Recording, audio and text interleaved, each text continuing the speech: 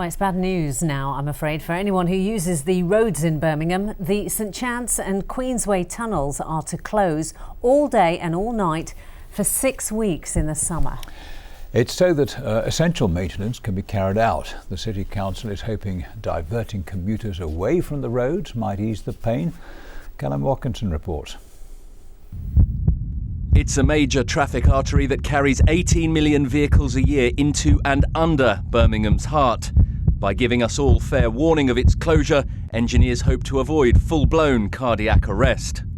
It's essential maintenance and we can't do it without any disruption at all.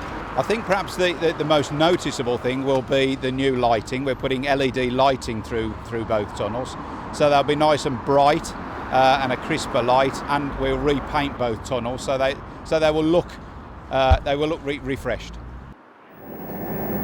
Now in Birmingham, these two twin road tunnels linking. But it's much more than a facelift. There's been no substantial work done since the tunnels were built 40 years ago, and major structural changes are needed.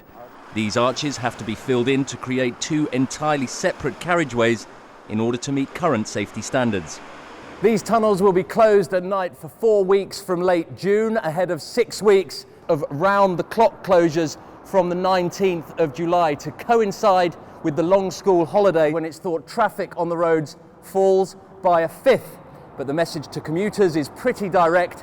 If you can, leave the car at home. If they can think of alternative means of travel, be on the trains, on the buses, or even cycling, then that would be welcome. It's an opportunity for people to try other forms of travel, and where possible, if they can walk, then that will be useful as well.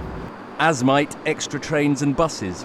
Are there any extra travel services being laid on? It's making use of what's there, but we'll be monitoring closely where extra services are needed, and we're always in discussions with the providers to make sure extra services are available if necessary.